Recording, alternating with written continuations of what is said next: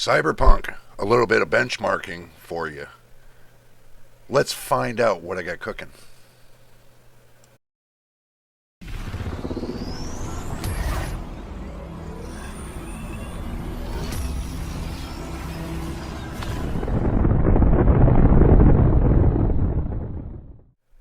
Well, good morning, good afternoon, good evening, everybody. Welcome back to the channel, that is. You know it is, JJ with you once again. And if it's your first time here, subscribe and hit the like button. Today, we're going to dive right into Cyberpunk once again. We're going to do some benchmarking, but we're going to do some commentary with it as well. So stick around to the end, and we'll give you my final thought, beginning thought, intermediate thought, all the way through thought. So I'll give you my commentary all the way through, and at the end, we'll try to tidy it up a little bit faster. How about that? We'll do that. So let's go ahead and jump over there to the action screen and see what I got cooking. Alrighty, here we go. We are getting cooking. This is going to be with, if I can get this damn mouse out of the way. Okay, there we go. DSR,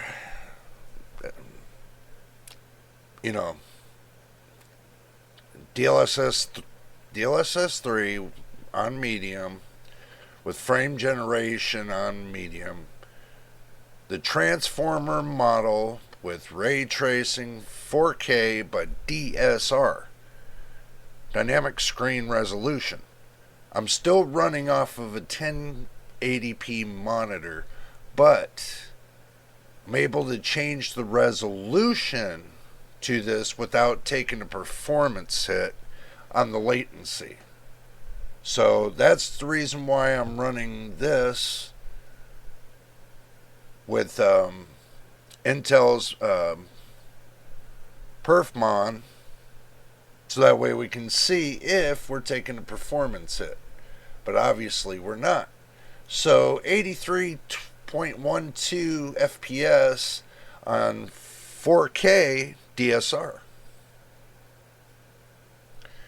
Now we're running the same benchmark but under 1440p.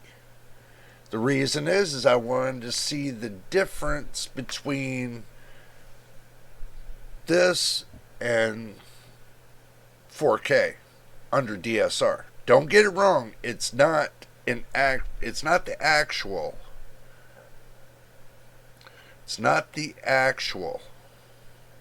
Don't get it wrong.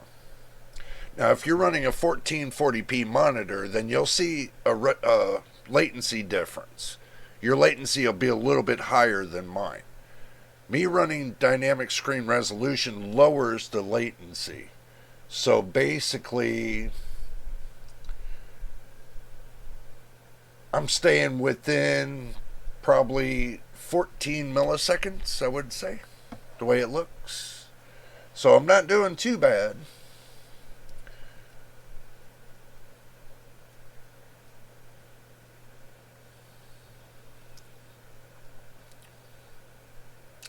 Got 131.03 FPS. Not too bad so far. Now we're on the original 1080p. I wanted to see if there's going to be a performance hit on latency. It dropped 3 milliseconds. It dropped 3 whole milliseconds from 1440p. So you can see that from 4K, 1440p to 1080p under DSR, you're not taking too much of a performance hit.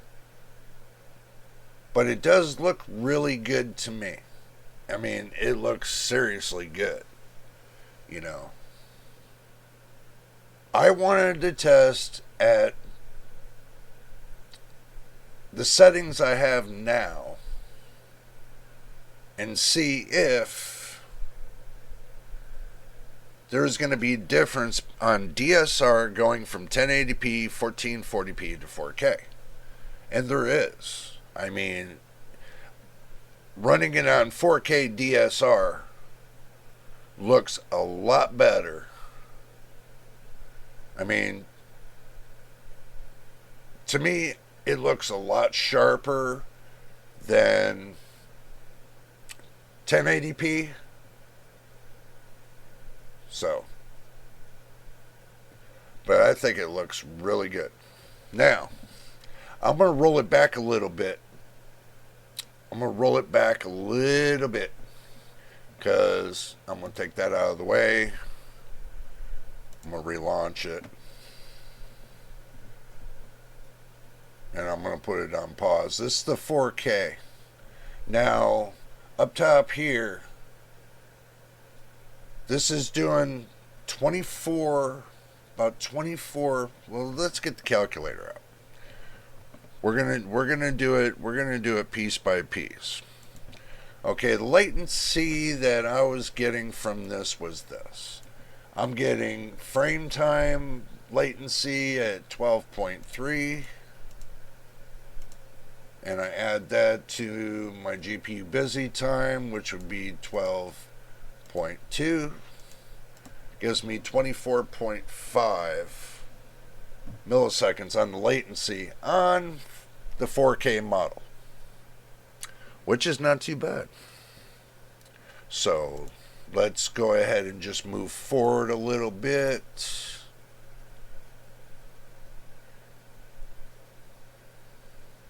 Well, let's move back here. Okay, this right here is your 1% lows. So at 4K at the end, we did the 83.12 at average FPS, and then 1% lows on an average was about 76.51. Okay, that's not too bad. So now let's move on down. And this is 1440p. Now, right here, we get the calculator out again. See 24.5, we keep that in mind. And then we do 7.78 plus 7.70. So that's 1548. If you take the 1548 and you minus it from the 24.5, there's a 9 millisecond difference between 1440p and 4K. Okay, we'll keep that in mind. So now we got a balance to see where the latency is. Now let's move on to the 1080p latency. Well, we're going to look at the FPS on 1440p. It was 131.3 on an average. Your 1% lows was 119.67. Okay, that's not too bad. That is not too bad. But I can tell you from what I've seen, it's looking awesome so far. Now let's get down to the 1080p biz. Now we're at the 1080p original business. So we're going to go ahead and calculate this. And keep in mind, and this is keeping in mind. Well, don't keep that in mind because that's not what you want to see. That's not what you want to see. Okay, let's try again. So far, what we want to do is we want to say, okay, 4K,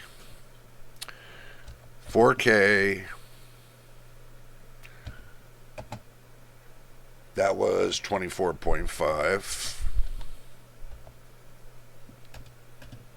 The 1440p was 15.48.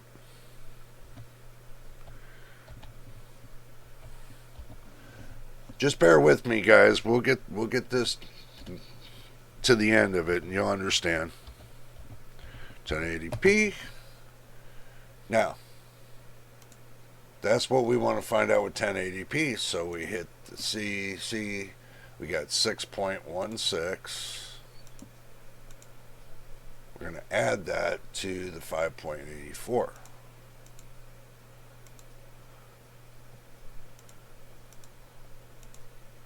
Gives us 12.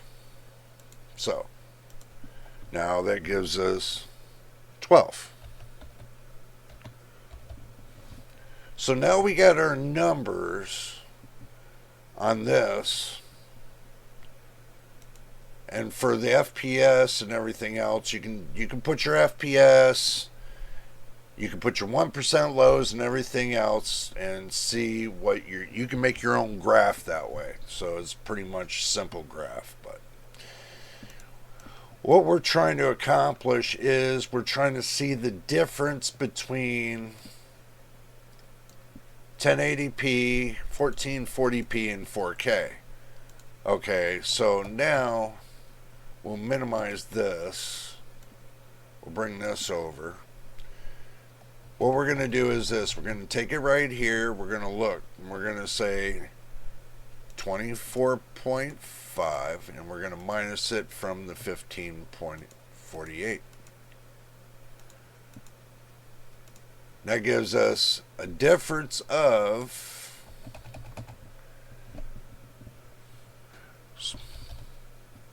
you put like DIFF of 9.02. Oh. That'll give you a difference there, and put the difference here between these two. So see the difference between the 1440p and 1080p. So we got 1548. We'll minus that from the 12. Gives us a difference of 3.48.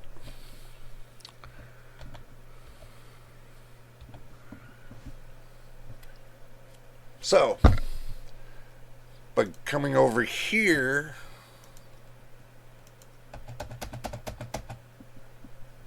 you get a 4K diff.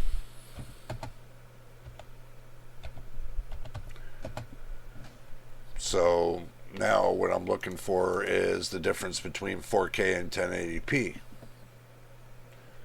That'll give me what I need to see. So I got 24.5. And I minus that from the 12. Gives me a 12.5 difference. So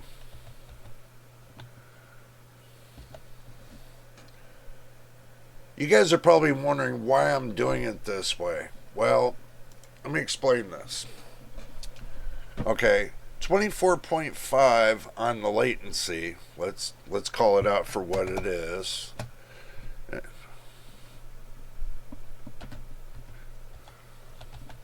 Latency.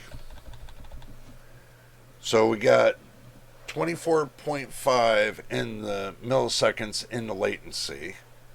And if you guys want me to put this here, put milliseconds. So that way you guys understand it's all in milliseconds. So 1440p, and believe this is on DSR. And oh, I don't know how to spell.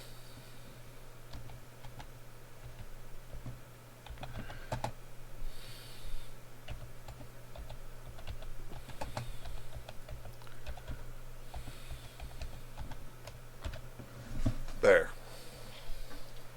Dynamic screen resolution. It's supposed to smooth the edging and stuff like that, and make it more of a playable game session, especially if you're on a 1080p monitor. It doesn't do actually any pixel changes, but it does resizing changes, so you got to be careful of that.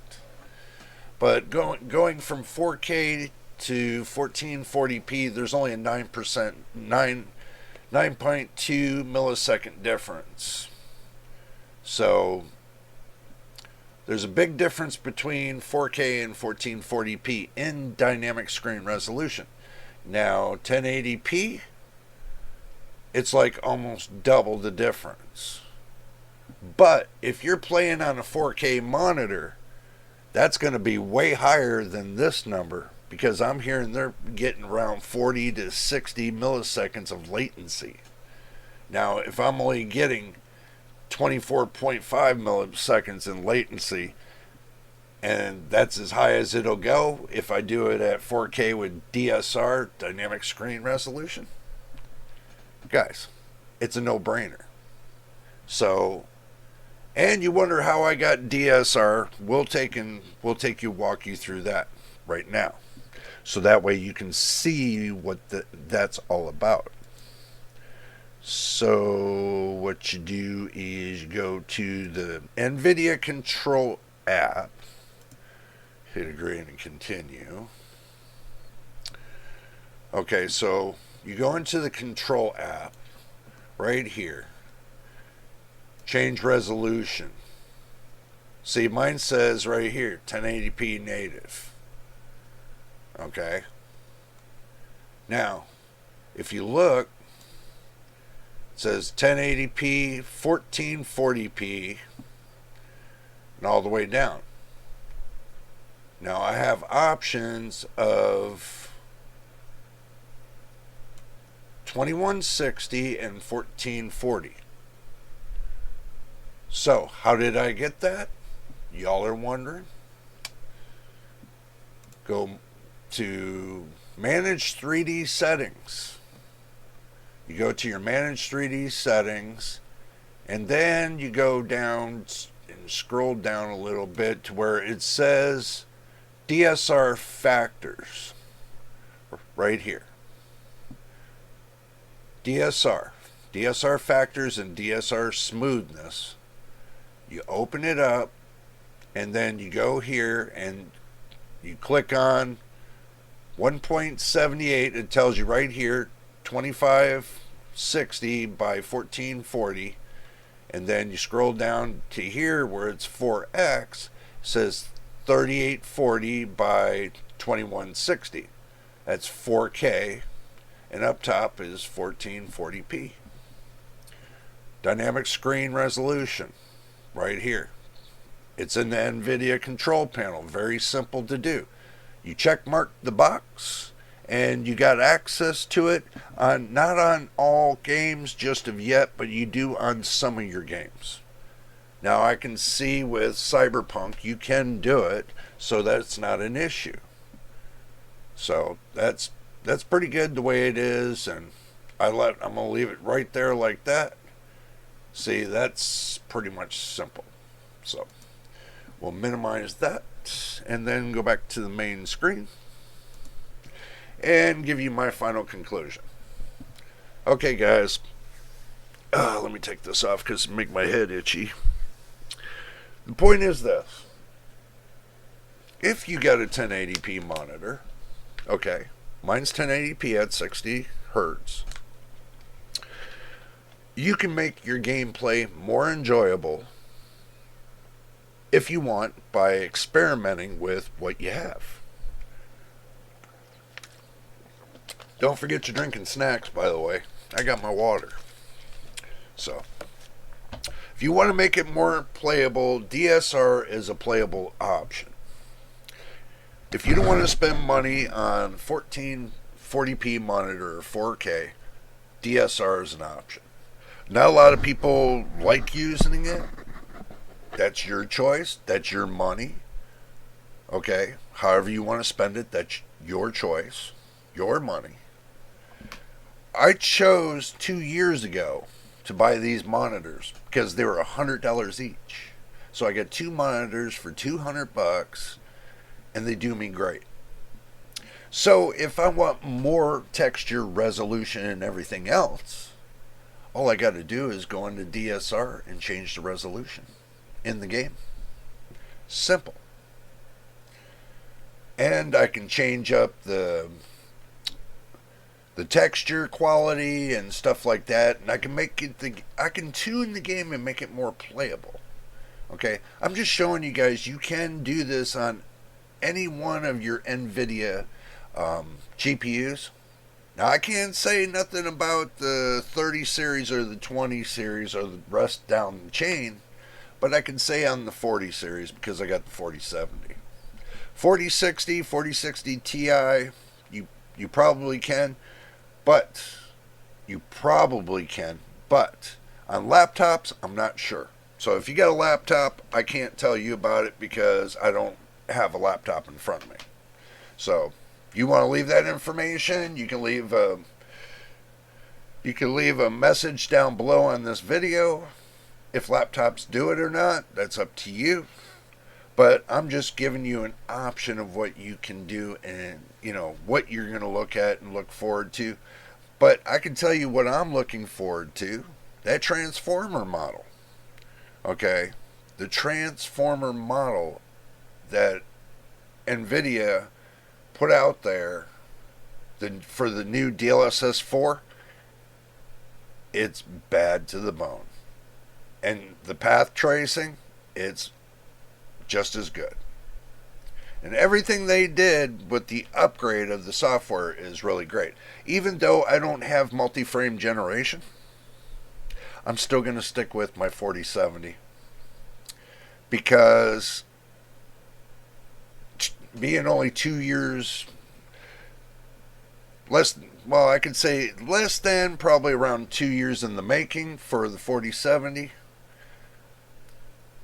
It's got 3 more years to go into it, so I'm going to give it a couple more years and then decide from there. Not unless I get sponsorship from these big companies and they say, hey Jay, would you like to test a GPU or test a motherboard or test something out?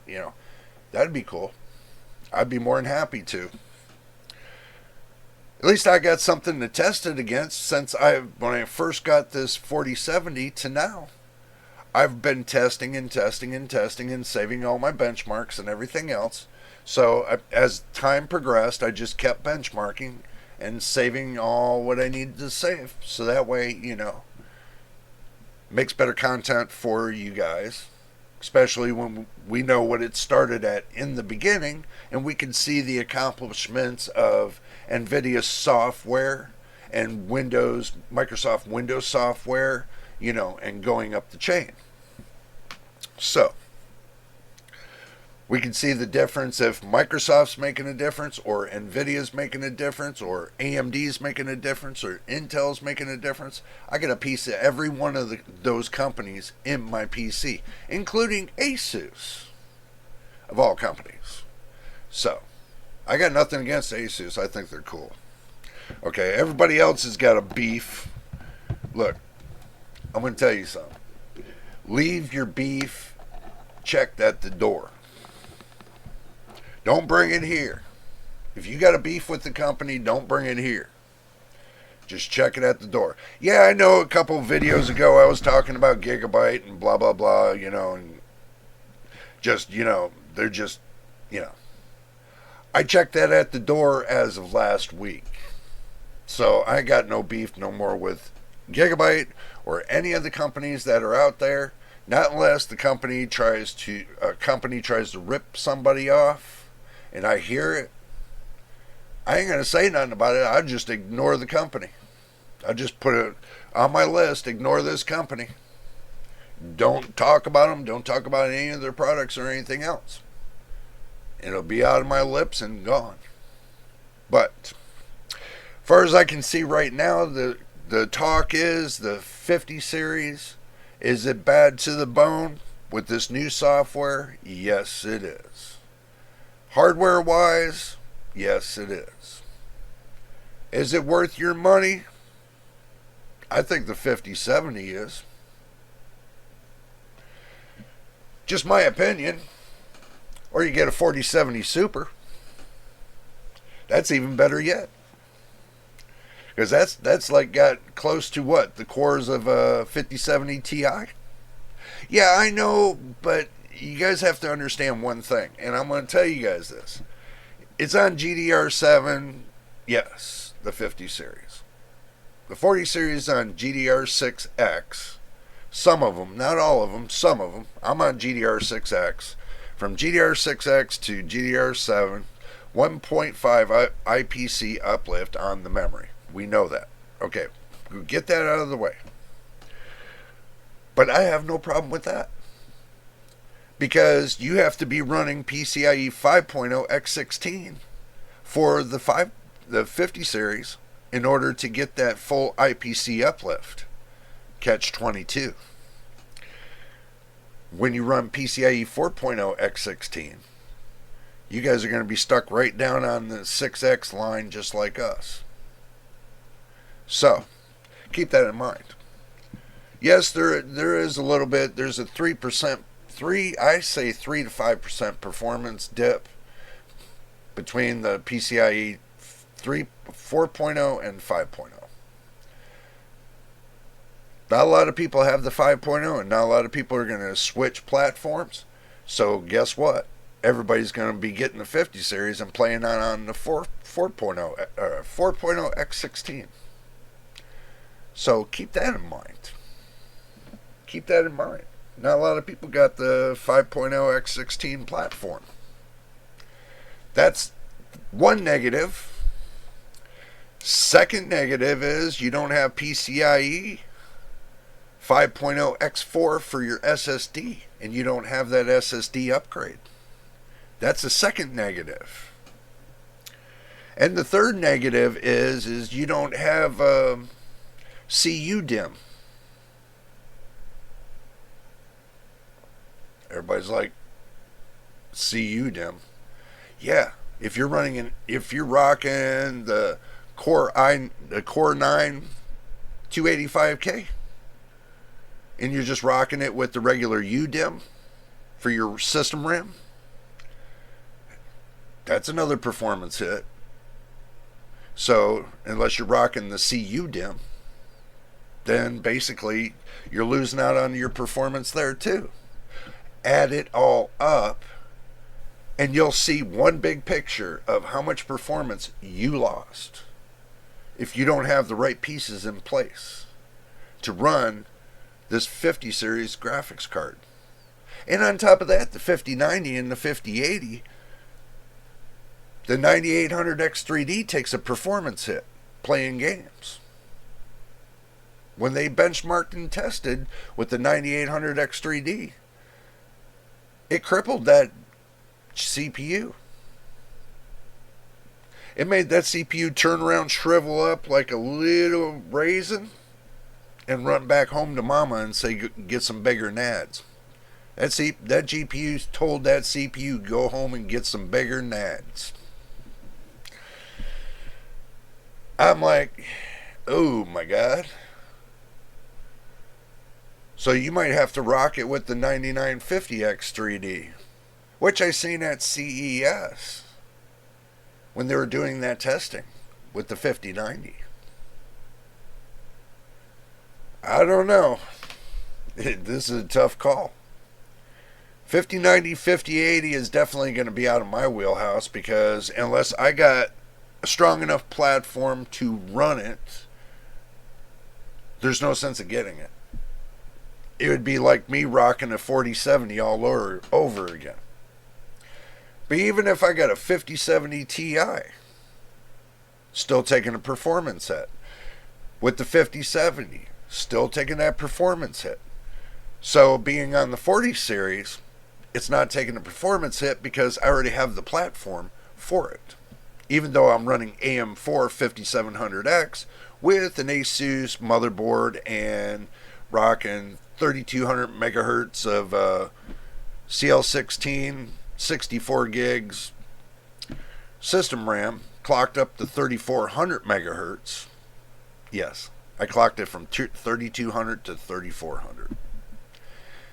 Be careful doing that, for simple fact is not a lot of manufacturers allow you to do that, because if not, they'll take and bork your motherboard when you go to upclock. If you're not careful, if you don't get the right kind of system RAM, you can bork your motherboard, and then you gotta go send it out and get it fixed. But I can tell you, Corsair's got some good RAM. The LPX, I'm rocking with the LPX 3200 megahertz CL16. And it's a Samsung B die, so it's clockable. But don't clock it up too high. I just put it at the sweet spot of 3400 megahertz. You guys can say 3400 microtransfers, whatever. To me, it's still the same crap. I've been rocking since the 80s with megahertz, and I'm going to continue rocking with megahertz. Don't bash me too hard in the comments below, but I'm sure you're going to bash me for it. But anyway, now we're at the end of the video, and if you made it this far, make sure you subscribe and hit that like button. And also, too, don't forget about the notification bell so you know when I post the next video. Until the next time and the next video, you know who it is, and we'll see you on the next one.